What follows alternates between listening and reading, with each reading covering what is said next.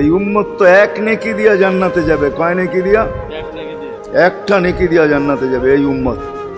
অন্য উম্মতের কথা জানি না আমি, এই উম্মত এক নেকি দিয়া জান্নাতে যাবে। নবীর একটা আদর্শের কারণে জান্নাতে যাবে। সিরত মানি আদর্শ, আর এটা আমরা কদমে কদমে মুহতাজ।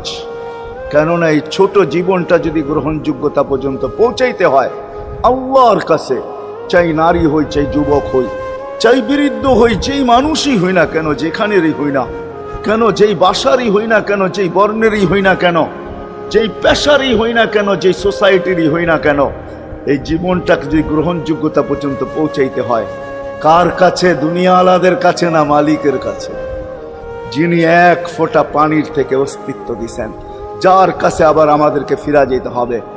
পালানের কোনো সুযোগ নাই। এই জন্যই কোরআন আমাদেরকে বোঝায় আইনাল মাফার।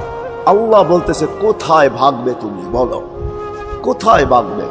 কবির কথাই সত্য, যদিও নাকি পালাও তুমি আকাশেতে লাগিয়ে সিঁড়ি লাগাও যদি আকাশে চলে যাও, তো আল্লাহ বলে তোমার বাগার কোনো সুযোগ নাই।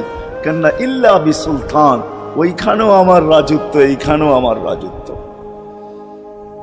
ডাইনো আমার রাজত্ব, বামে আগে পিছে উপরে নিচে সর্বত্র আমার রাজত্ব। আমার রাজত্বের বাহিরে যাওয়ার ক্ষমতা তোমাদের নাই। দ্বিতীয় কথা এটো, আইনা আনা মাআকুম আইনা মা কুনতুম, যেখানে যাবে ওইখানে আমি সঙ্গে থাকব। আমাকে দূর করতে পারবে না। যদি করো তাহলে তুমি থাকবে না, তোমার অস্তিত্বই থাকবে না।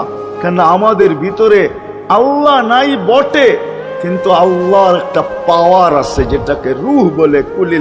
কুলির রূহ মিন আমরি রব্বি, আল্লাহর একটা পাওয়ার, একটা সিফত, সবচেয়ে শক্তিশালী পাওয়ার যেটা, ওটা আমাদের ভিতরে আল্লাহ ঢুকায় রাখছেন, যেটাকে আমরা রূহ বলি।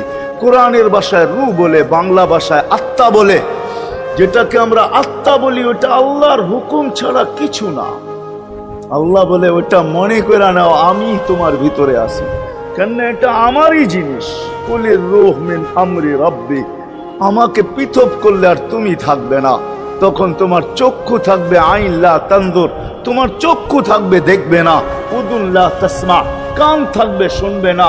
লিসান লা তান্তিক, জবান থাকবে কিন্তু জিহ্বা থাকবে কিন্তু বলবে না। আকলুন লা তুমাইয়িজ, তোমার মগজ থাকবে ভালো মন্দ বুঝবে না। কলব লা তাতাফাক্কার, দিল থাকবে কিন্তু চিন্তা করার ক্ষমতা তোমার থাকবে না। ইয়াত লা তাফতিশ, হাত থাকবে ধরবে না। রিজল লা তামশি, পাও থাকবে চলবে না। তুমি হবে লাশ। ওই আল্লাহ পর্যন্ত যদি গ্রহণযোগ্যতায় পৌঁছাইতে হয়, ওইখান থেকে বাহির হয়ে গেছি। ভালো তো বাসি, কিন্তু আগেরটুকু জানি না। ও মেরে দোস্ত, শুধু ভালোবাসলে চলবে না।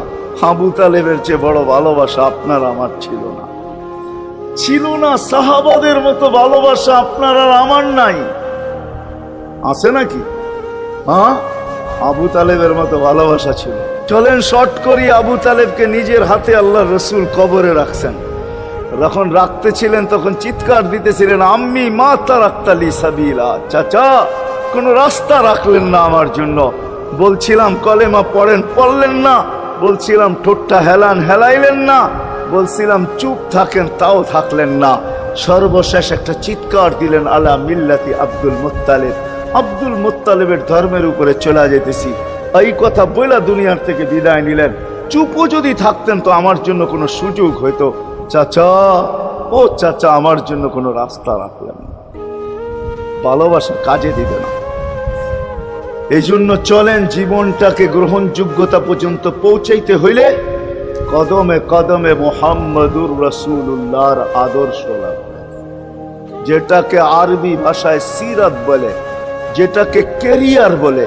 আল্লাহর রসুলের কেরিয়ার লাগবে, আল্লাহর রসুলের আদর্শ লাগবে, আল্লাহর রসুলের সিরত লাগবে, আল্লাহর রসুলের চরিত্র লাগবে।